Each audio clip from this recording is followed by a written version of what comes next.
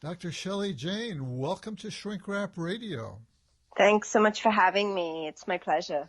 Well, I feel very honored to meet you and to provide the opportunity for you to speak about your work and your remarkable book, The Unspeakable Mind, Stories of Trauma and Healing from the Frontlines of PTSD.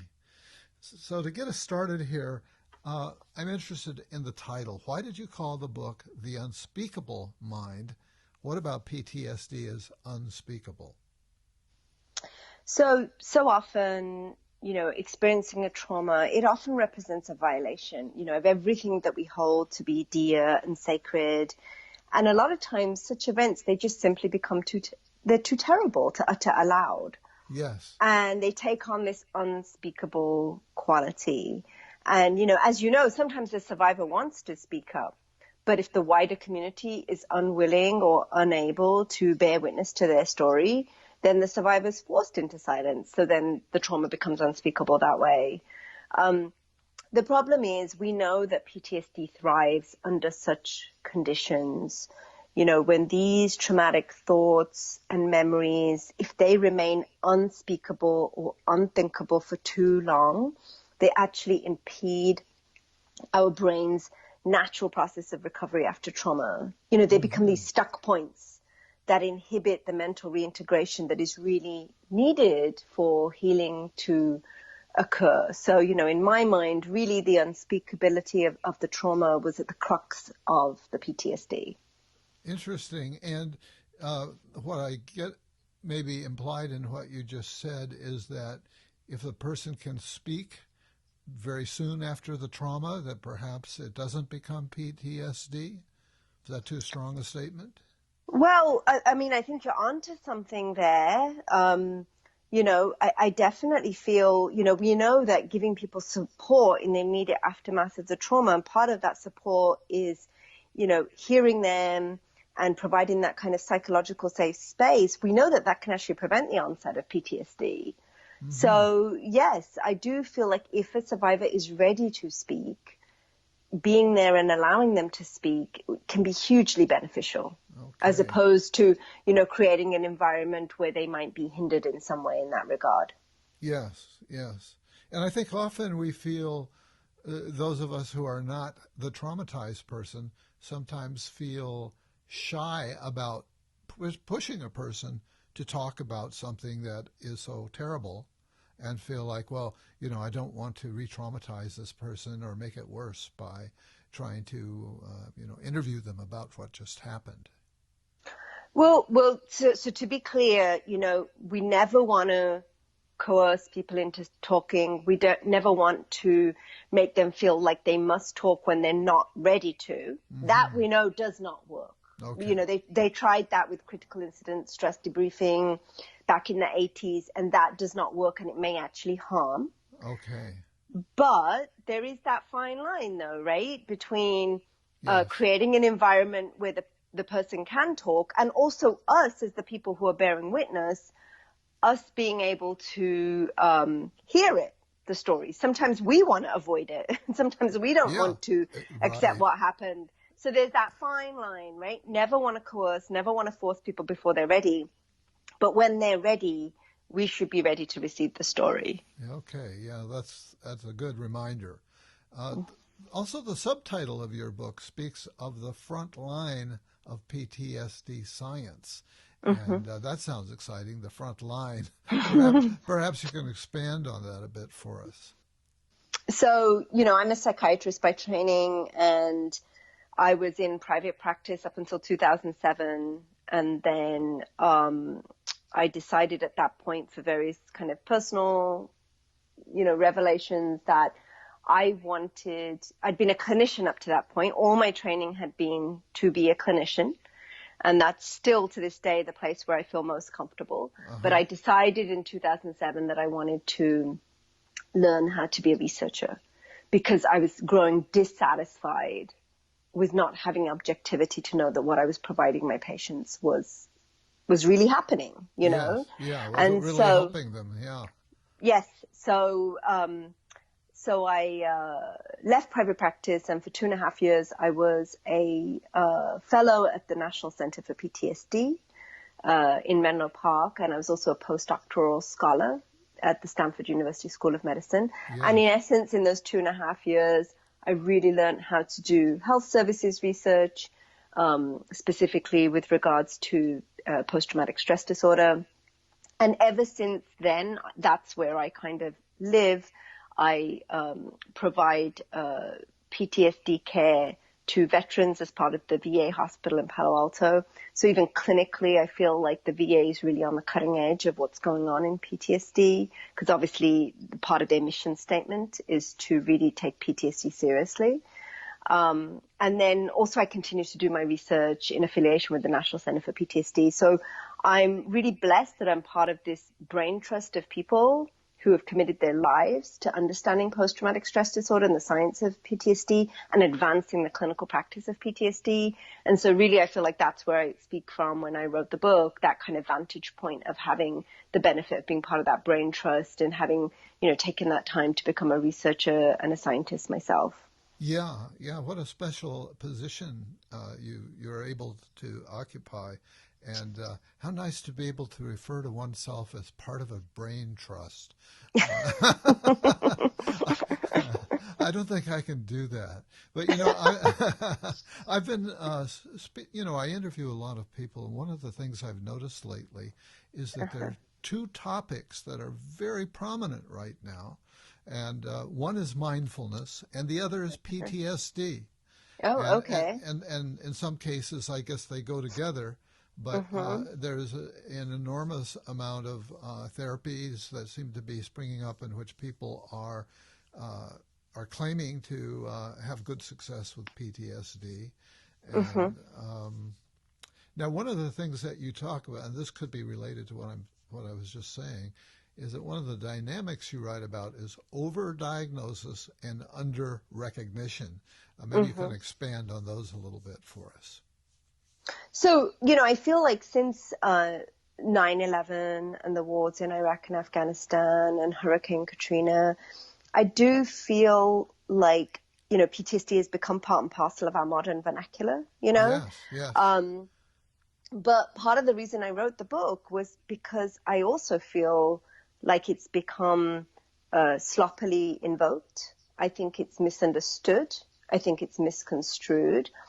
And part of what I wanted to do was really get precise about what we mean about PTSD. Yeah. Because in my experience, if we get flabby in the way we use it, it really diminishes the science and the practice.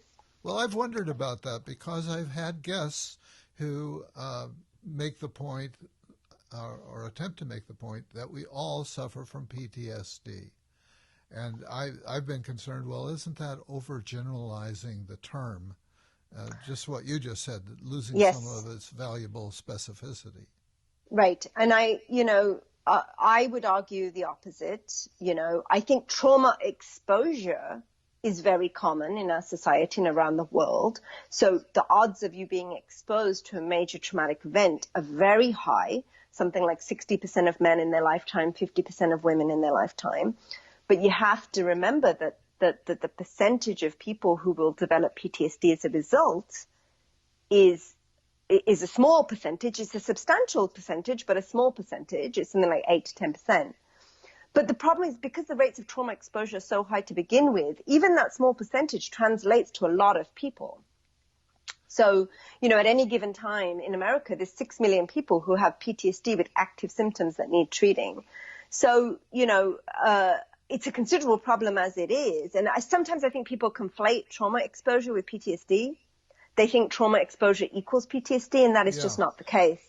Okay. I think maybe I just committed that error in stating, and quoting what other people have told me. And maybe they weren't telling me that we all suffer from PTSD, but rather that we all have been exposed to trauma and to different degrees bear some effects from that. Yes, that I would agree with. And, in recent years, we've come to know of this sub-syndrome, which is called partial PTSD, where people do not meet the criteria for full-blown textbook PTSD, but nonetheless they're suffering. They have more subtle symptoms, and they would probably benefit from some type of professional attention. So I think if you add the numbers of people who have partial PTSD to the 6 million active sufferers at any given moment in time, that's a lot of people, you know? Yeah. And the odds are, you know, someone in your life who has that or is suffering, just the statistical odds from that many people. You know, if you're fortunate yourself not to have it yourself, someone you know probably has it. Yeah, maybe that's the basis for something that you say in your book, that PTSD is an inextricable part of all of our lives. Yes, that's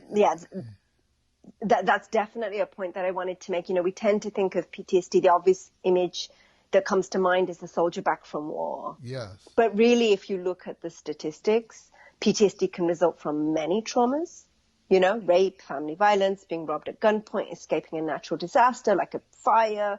You know, so many things can lead to PTSD. And if you look at the stats, well, actually, it's all of our business, you know? Yeah. Because you probably... So speaking to your question that you asked me before about overdiagnosis and underdiagnosis, it's both. It's probably overdiagnosed now because of some of the reasons we just touched on. There's a conflation between trauma exposure and PTSD. But the sad thing is, it's also underdiagnosed. The reality is PTSD hits hardest those who are socially and economically disadvantaged in our community. And those people are hard to reach for many, many reasons. And they're not getting diagnosed. Yeah. So it's both. It's both at the same time. It's probably overdiagnosed in some, underdiagnosed in others. What is the impact of trauma and or PTSD on the quality of life? I think it has a huge impact on quality of life. I think it interferes with the way we love, the way we create, the way we work, the way we play. It really hits every dimension. So let's take just your personal life, for example. You know, trauma is infectious. Trauma begets trauma. The odds are that if you love someone who has PTSD, you are yourself are at higher risk of PTSD, depression, or anxiety yourself. You know, so if you get a sense of that, how it infiltrates our society, I mean, that's pretty alarming. So you just look at the personal lives of people with PTSD, they're much more likely to be divorced, have a lot of problems with intimacy emotionally as well as sexual intimacy in interpersonal relationships, much more likely to have violence in a home where one of the sufferers has PTSD. You know, so you can start to get a sense, a lot of lost productivity in terms of employment for people who have PTSD. You know, those are just some of the ways. And then now, of course, in recent years, we've got to have a sense of the toll having PTSD takes on the physical body. So the relationship to things like obesity and heart disease and cancer. So, you know, it really seeps beyond the confines of mind and brain, and it infiltrates into cells and organs and bodily systems. So, you know, these are just some of the ways it impacts quality of life, not to mention the higher risk of death by suicide, not to mention issues with violence. I mean, those are just some of the ways. Yeah. At first, it sounds extreme to say that it's infectious, but you know, with the examples that you're giving, clearly there's a kind of social contagion, if you will, and as you point out, it can impact the environment that one is in, whether it's the family or social group or whatever. Mm-hmm. And, you know, it raises the question, too, I mean, since we're going that far, of the impact, you know, on the family and so on, and also, as you just suggested, the impact on one's health. Can we say that it's genetically transmitted at all? Is there a predisposition towards PTSD that can be inherited? So that is something that has become quite apparent in the last decade or so. You know, when you think of PTSD, you know, you think of this external traumatic event, you know, and your first instinct is, well, what has that got to do with genetics? But research has shown that PTSD is actually highly heritable. So, you know, as I was talking about earlier, trauma exposure is really common, but only a small minority will develop PTSD. Now, genetic factors probably accounts for 1/3 of the overall risk of developing PTSD. Well, that's a high percentage. Yes. So, when you look at that group who develop PTSD after trauma exposure and the group who don't, genetics plays a big role in determining, who does. And so in that way, it is actually a very heritable condition. Now, there is this other form of science called epigenetics, which is a little bit different. But again, it's very fascinating. It's still early days. We still don't really fully understand the epigenetics of PTSD. But there's enough that we should be able to be aware that, when a man or a woman is exposed to a major psychological trauma, a damaging psychological trauma, it can impact the man's sperm. It can impact the woman's eggs. Oh. And then these changes are transmitted to their future children via this process of intergenerational transmission. And this leaves their subsequent children vulnerable via altered neurons, neuroanatomy, and genes. And so you can see how the children of these traumatized parents can be at risk, even though the child themselves may never have been exposed to a traumatic event. Wow. But, but then if in their life that child is exposed to a traumatic event, well, they're going to respond from that position, of carrying those sorrows in their genes. So they're going to respond from that vantage point. So in my mind, when you think of mass traumatization, when you think of slavery and genocide and, atrocities that affect mass people. Yes. We start to get this sense of PTSD's deep footprint. Yeah. Wow. It paints a pretty bleak picture, bleak sounding picture. I'm thinking of dominoes, in a row, and once one domino gets tripped, they all start falling down. And so it sounds like there's that sort of an effect going on here with multiple factors that can be involved in the tripping of the dominoes.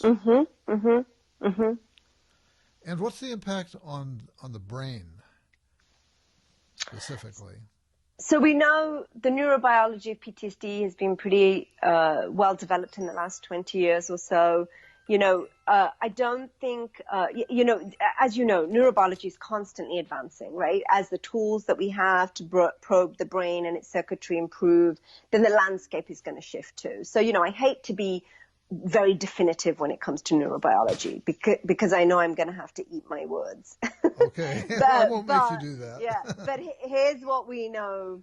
At this moment in time, this is what we know, that in the PTSD brain, there's probably 3 regions that are implicated. The hippocampus is one, and as you know, the hippocampus is the part of the brain where long-term memories are stored. Yes. And we know that for some reason, the hippocampus is smaller in people who have PTSD. We don't know what direction that relationship is in, though. We don't know if they were just born with a smaller hippocampus and that made them vulnerable to developing PTSD, or the PTSD somehow made their hippocampus shrink. Yes. So we don't know the directionality of it, but we do know the hippocampus is probably somehow implicated. The other parts of the brain that are implicated, the amygdala, of course, that part of our brain that processes fear and anger, that is overactive in people who have PTSD. They tend to sense danger even when danger is not there. Mm-hmm. And when they react, that reaction is more pronounced too. So yes. It takes a lot of time for them to calm back down to baseline. Yeah. And then along with this overactive amygdala, there is a frontal lobe, which is involved in our planning and our execution and our impulse control and judgment, that is inactive.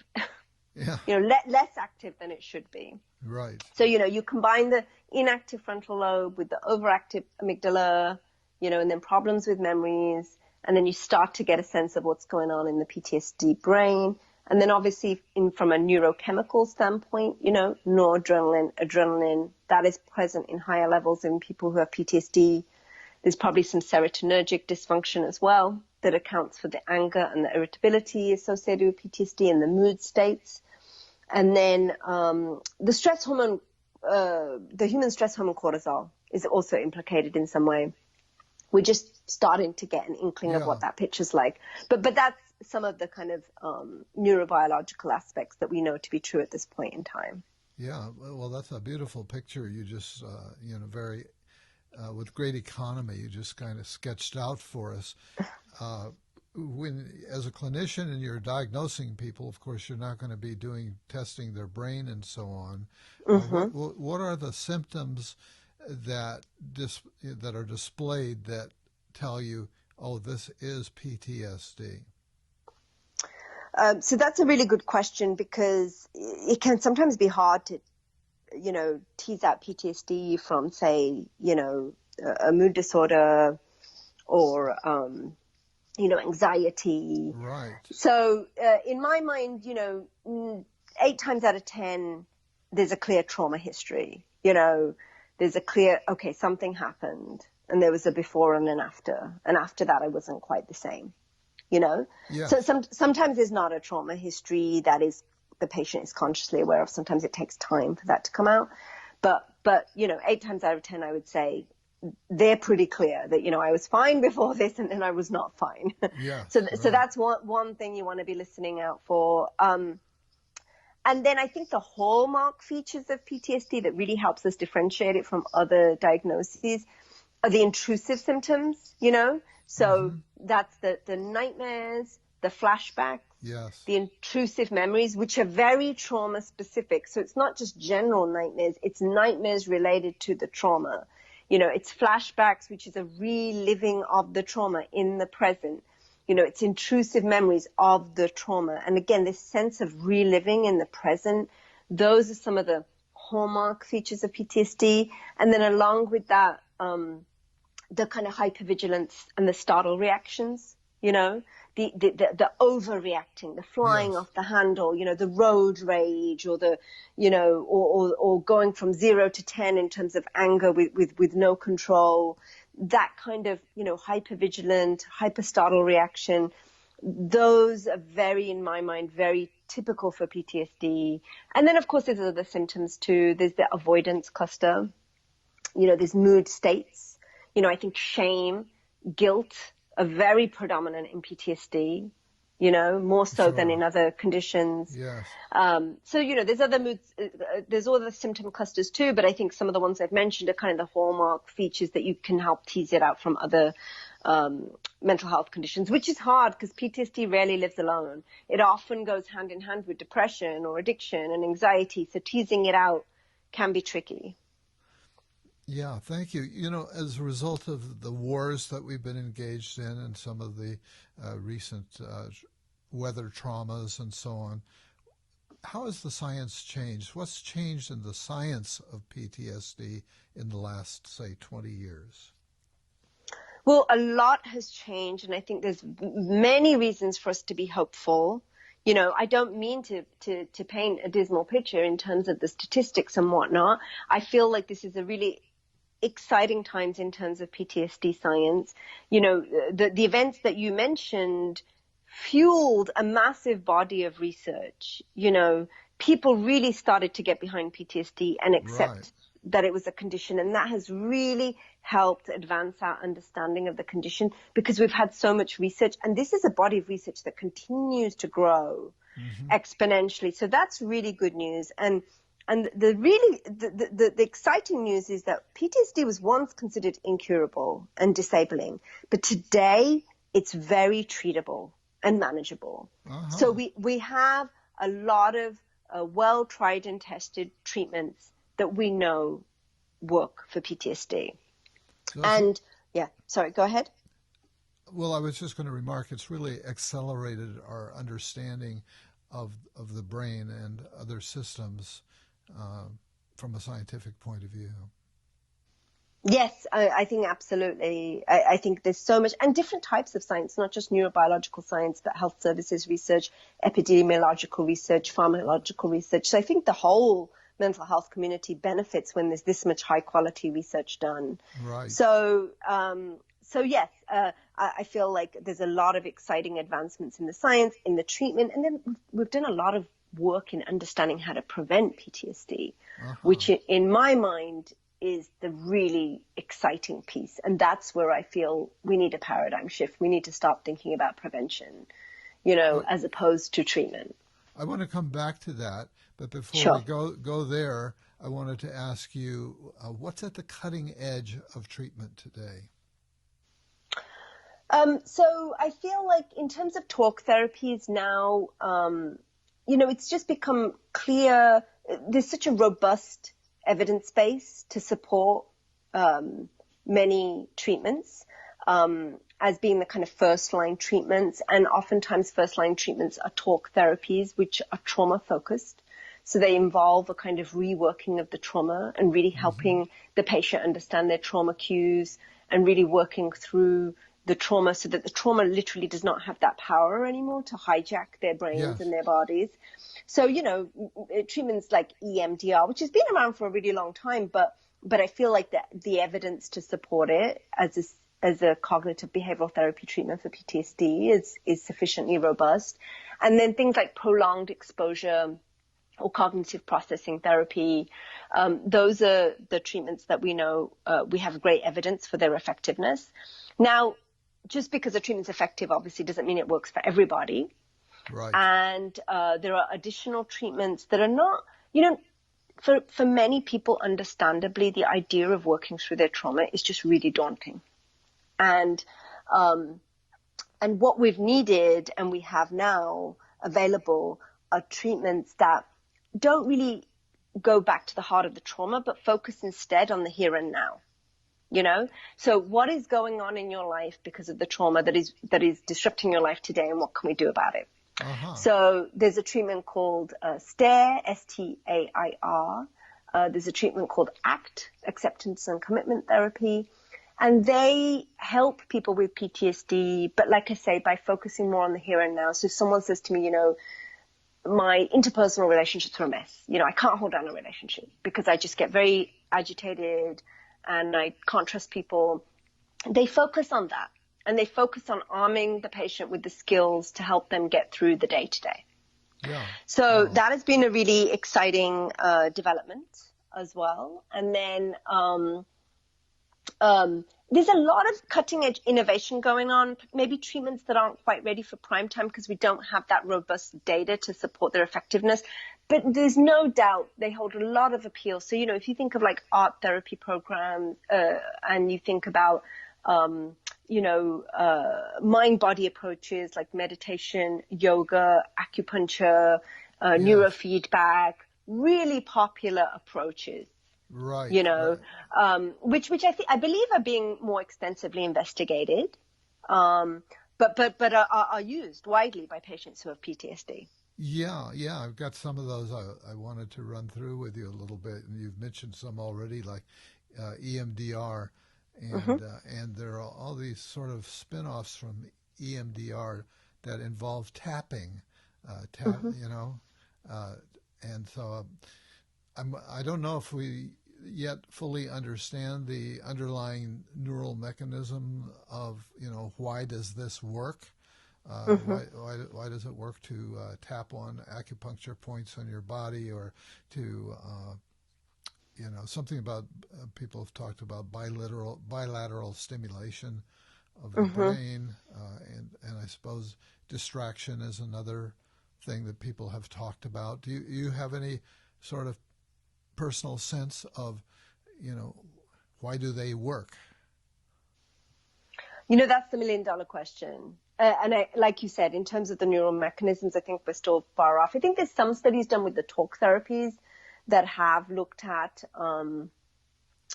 changes that occur in the brain after going through some of these talk therapies. And there have been some preliminary studies that suggest changes in the neurobiology that explain how the therapies are working. But yeah, I don't understand with a lot of the mind-body approaches. I don't think we have a clear understanding of exactly what it's doing. Now, this is where I come back to being a clinician, and I'm a very practical person. And you know what? If in a controlled trial, you can show me that someone feels better and their scores go down and they have a better sense of well-being and their quality of life is improved, I'll take it. You're all for it, right? Yeah. Because, the brain is an exquisitely complicated and intricate organ. And I think it's going to take us decades to really unravel what's going on, is my feeling, and we have people who need help right now. Yeah. So whatever we can do is helpful. So what I like to look for is those nice randomized controlled trials, multi-site trials, data from different sources. That helps me be confident in recommending something for a patient. But at the same time, I know that what is tried and tested doesn't necessarily work for everyone. So I have to have this open mind, Right. If someone tells me that, a dog therapy program changed their life, well, then, you know what? Getting a, emotional support animal, that's fine with me. But really my job is to kind of make sure that they've tried and tested. And if that has failed, then we will try, then we'll be open-minded. But really, I like to see that people have tried what is tried and tested first. I was at the gym this morning, and a guy that I'm friendly with at the gym said that he had just seen something on, he asked me what I'm doing, and do I have any good guests coming up, and so I mentioned that I was going to be talking to you and about PTSD. And he said he had seen something on 60 Minutes that sounded very interesting. So just before this interview, because I initially showed up an hour too early, so I put that hour to good use. I went down and was able to find it on the television. And I don't know if you saw it, something called stellate ganglion block. SGB. And they mentioned that it's in trials right now. It's very preliminary. They said it's only being offered in 12 VAs. Is it offered in yours by any chance? Not that I know of, but it's interesting you mentioned that because a couple people have told me about that. I haven't had a chance to look up their segment yet. It's last week's episode of 60 Minutes. Okay. Yeah, no, I look forward to watching that. But I talk about SGB in the book.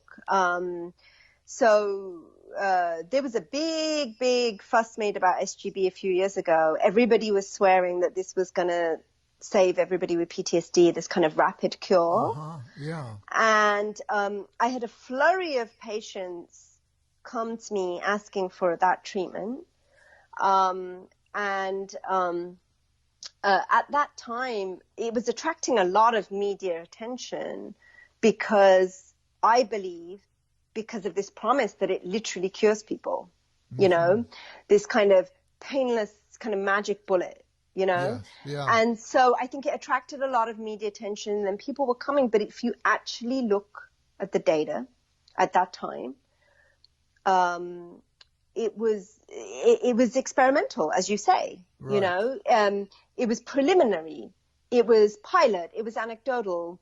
And then there were a couple studies done with this. There's also cervical block, CSB, which is kind of a related kind of premise and treatment. Then when the subsequent studies were done, it didn't pan out. It didn't look as good. And then things died down again, but the hubris was still on the internet. So I still have patients coming asking me about it. Now I know that trials are underway, as you said. I mean, I've got to watch the 60-minute segment, but the trials are underway. I don't know if we have it at our local VA or not, but I mean, of course I'm excited and intrigued to see how the data comes out, but it hasn't come out yet. They're very careful to say in that segment that it's not a cure, that it is a symptomatic treatment, and often can free people up so that they can then engage in talk therapy. Because previously it was just too much to even for that to even make sense to them. So okay, yeah, that's interesting. yeah, Yes, so it's more like an adjunct. It sounds like an adjunctive treatment as opposed yeah, to a standalone cure. Okay, right, that's right. interesting. Yeah, They're no, being clear about that. that's good. Yeah, a couple other items I have on my little list here. Virtual reality. I interviewed somebody years ago, Skip Rizzo at Mm-hmm. USC, and I think he's still doing this work where he puts combat veterans using virtual reality as a kind of exposure therapy, I guess. Mm-hmm. Yeah. Yep. And I'm very interested in psychedelic therapy, which is starting to come around again after Mm-hmm. having been discredited back in the '60s. There's a Mm-hmm. whole renaissance of interest in psychedelics, and I believe that some people have had the experience of being freed up from PTSD. I'm not absolutely certain of whether I'm stretching that or not. I mean, again, it's. I think a lot of what I get concerned about as someone who's a clinician, and I also do research, is that differentiating what is tried and tested, has been through the hoops, is out there being used by many, many practitioners, versus what's experimental and still in early stage. So, Sure. I believe there was a trial for ecstasy and PTSD, MDMA, I think sometime Yes. last year, like a Okay. pilot. But, as you know, approving any type of pharmaceutical for treatment of a condition, you have to go through many hoops. Yeah. And Right. it's not just a matter of if it helps. We need to look at side effect profile. We need to look at, risk benefit analysis. And in my mind, it's still early days for all of that. I It mean, is. it's happening, but it's still early days. Yeah.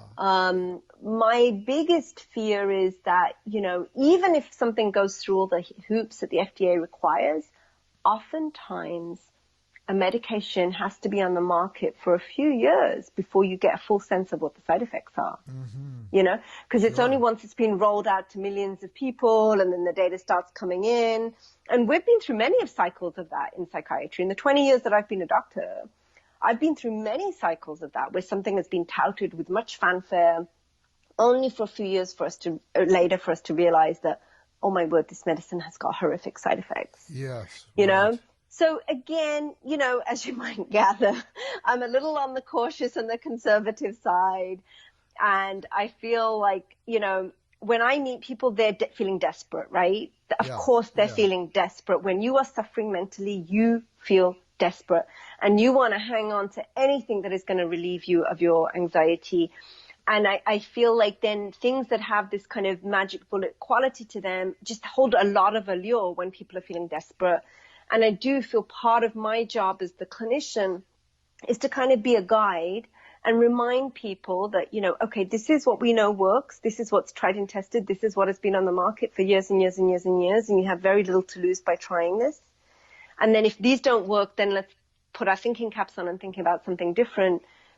Sometimes people just want to skip right to what sounds most promising, Right. In the book, you warn about the allure of magic bullets, and I underlined that phrase. I think it's such a powerful way to state it, the allure of magic Yes, bullets, which is right. a very human tendency. I mean, It is. I sort of wince when I read that because I recognize that I can be very susceptible to the kind of the kind of hope, that, oh, here's the thing. Yeah. Well, Yeah, good for you. Good for you for being aware of yourself. I mean, and yeah, like I say, it's natural. We, a lot of us who are in this work, we want to alleviate suffering. sure. That's why we're here, and we want to help people who are in agony. But too many times over my career, I've seen how these treatments, they overpromise and they underdeliver. Yeah, You yeah, know, and right. and then you're kind of left with someone who's so disappointed. You know, you, So, yeah. Yeah, you have a section in your book called "The Americanization of Human Suffering." And of Hmm. course, that caught my eye. What are you getting at there? Well, there is this big raging debate in the world's mental health literature that came up when there was a bunch of world mental health surveys done. I think it was around 2010, where they in essence tried to replicate a lot of the epidemiological studies that were done in the 1990s in America and in Europe, where they designed these hefty studies with many, many people enrolled, because they really wanted to get a sense of, okay, what is the prevalence of, depression, anxiety, substance abuse disorders, PTSD? What is the actual prevalence in low and middle income countries? Yes. Okay. So they designed these surveys, they rolled them out, and lo and behold, what happened? The data on PTSD was coming back as really low. Okay. So some countries were reporting rates of PTSD of 0. Uh-huh. And some were reporting rates of PTSD of 0.5% or 1%, and this is compared to a prevalence of 6 to 8% in European and America. Okay. European countries in America. Okay. Yeah. So then there was this, kind of revolt in the scientific community. Well, what's the point of a diagnosis that does not have a worldwide applicability? Is PTSD somehow a culture-bound phenomenon that's very American, And then some even went as far to push that argument to say, well, you know what? Rates of trauma exposure in low and middle income countries are the same as in America, or if not higher. Maybe people in low and middle income countries have this kind of paradoxical resiliency. Maybe they're more accepting of trauma, and that's why they don't develop PTSD. Yeah. So one has to wonder. Yeah. Well, so this argument was put out there. I have to say that I am not in that favor of that argument in any shape or form. I feel like it's a dangerous argument. I feel like there are many explanations for why the data came back the way it did. And paradoxical resilience is probably last on my list of the explanations. I feel a couple things. First of all, there's probably culture-bound syndromes, right? Trauma is probably expressed in different ways in different countries. That I accept. And maybe the way we describe PTSD in America and in Europe doesn't map on that well to other cultures and communities. Right. But that doesn't mean we should throw the baby out with the bathwater, right? It just means we need to evolve our sense of what PTSD is. Yeah. So I think that probably explains the discrepancy. The problem is, as soon as you start this rhetoric that PTSD does not exist in our society, doctors will stop looking for it. Research will stop funding it, and it will kind of just slip into the shadows as it's always done. The problem is that oftentimes people who are most impacted by PTSD are women, children, minority groups, marginalized groups. And the reality is that in some parts of the world, these groups do not have a voice. They do not have a platform. Yes. They may not feel safe to say, oh, I was traumatized, because the minute you say you're traumatized, you have to allege that there was a perpetrator, certainly in human-made disasters, right? Now, if you don't feel safe doing that for whatever reason, because there's no laws to protect you or you don't have any socioeconomic clout, well, guess what? It's going to look like there's no PTSD. Yeah, right. So I think that the situation is way more complicated, and I'm very perturbed by this argument that low and middle income countries do not have a PTSD problem. I think that's very misleading. Yeah, excellent cautions, I think. Well, earlier you were going to wax poetic on the prevention of PTSD. So this is your opportunity. Yeah. So I love thinking about prevention, because I feel like as a frontline clinician, sometimes, we've come to feel that the limits of treatment, and we don't think about prevention enough. Only 5% of US healthcare spending is on prevention, Yeah. But I feel like in PTSD, there's been a lot that we've learned about prevention. So for example, first and foremost, obviously, if we can prevent violence, obviously you prevent a lot of PTSD. Yes. So any kind of programs, policies, interventions that, aim to prevent things like family violence or sexual violence or mass shootings, they're all really vital. But I think what's changed now in the 21st century compared to previous violence prevention efforts is that now we have the scientific rigor. and we're much better able to, because of advances in kind of statistical tools and the availability of big data, we're much better at finding out what really works and why in violence prevention programs, like what are the secret sauce ingredients.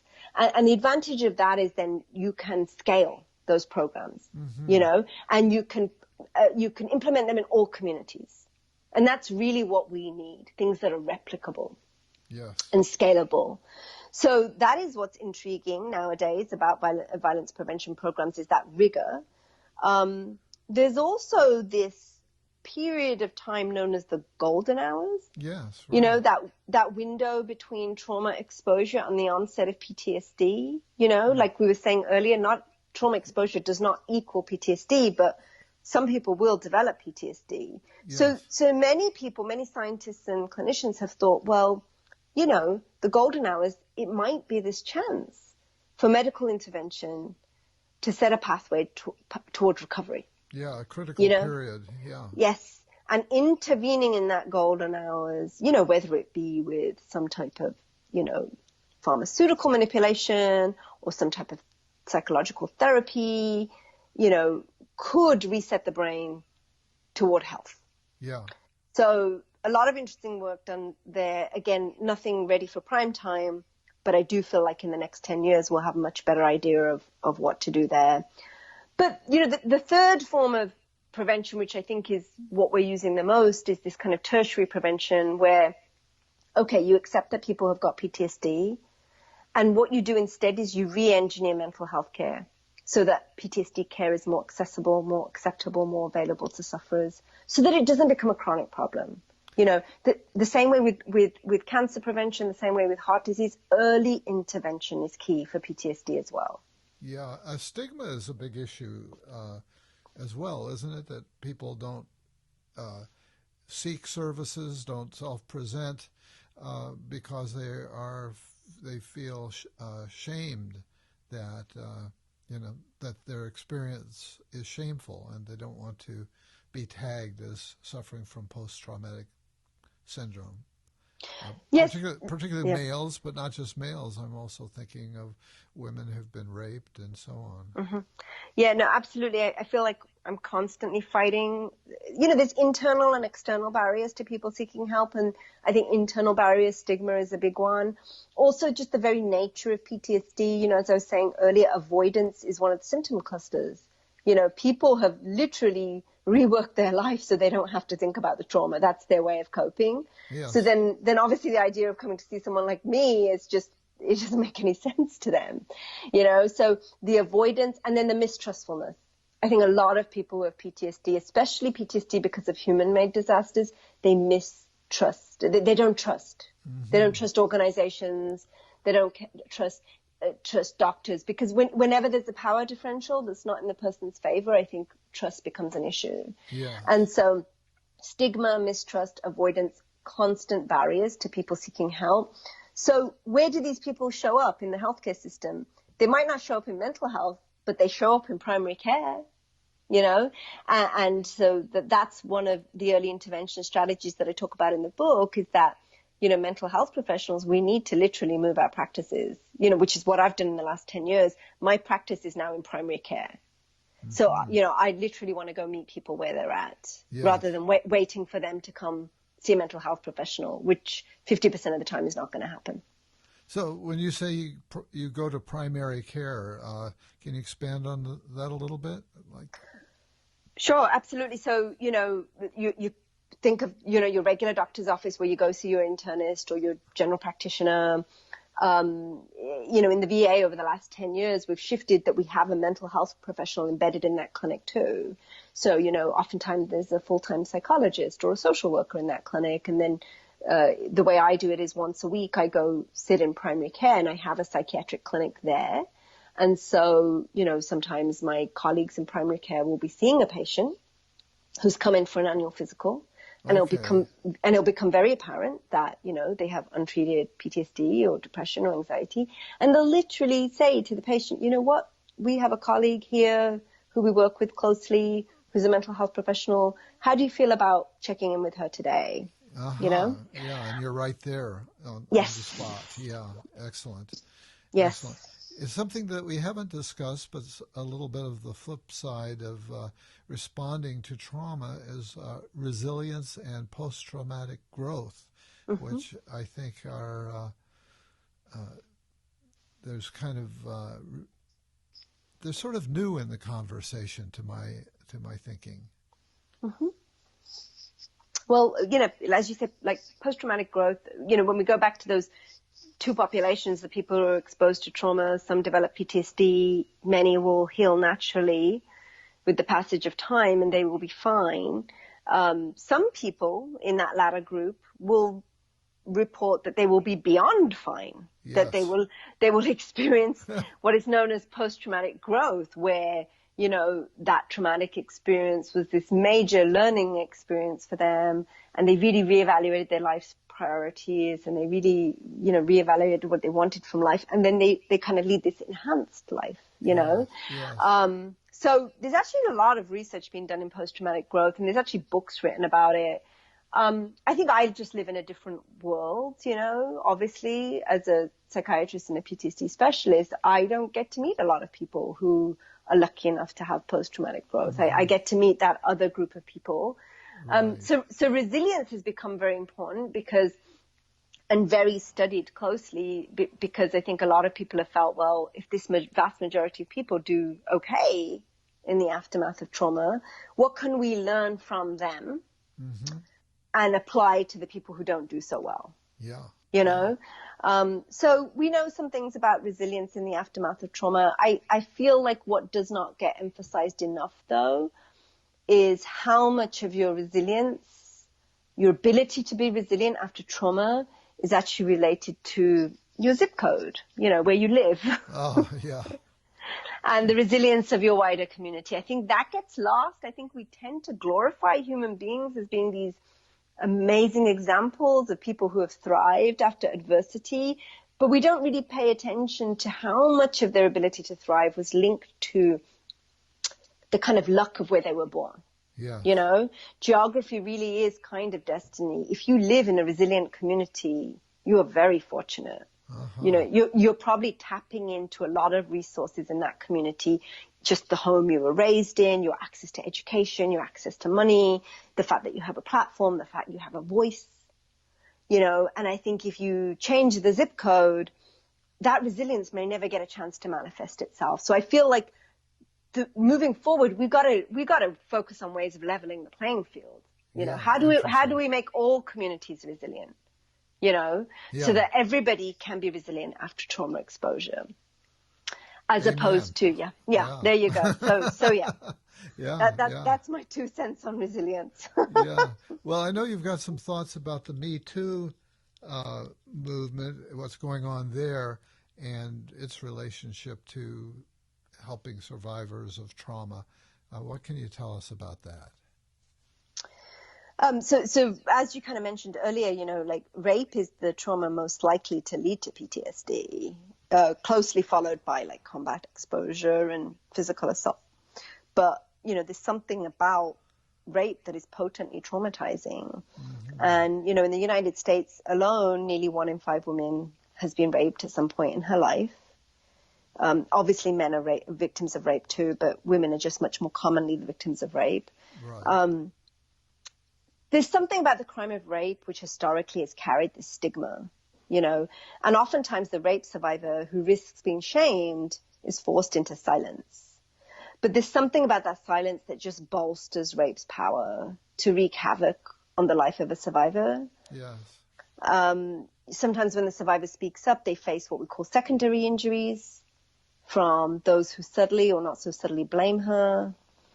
And, we know that post-trauma social support is really powerful in helping survivors heal, especially for women. There's something about the way women are either wired or the way they are socialized, that social support is really important for them. And if they're denied that support, the consequences are devastating.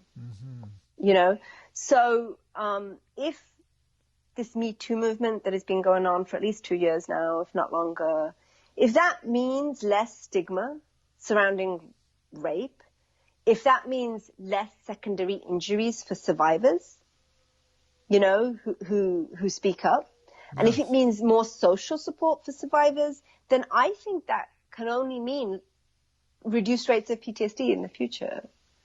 You know? That will be interesting to research at some point. Yes. It's been around long enough. Right. Yeah.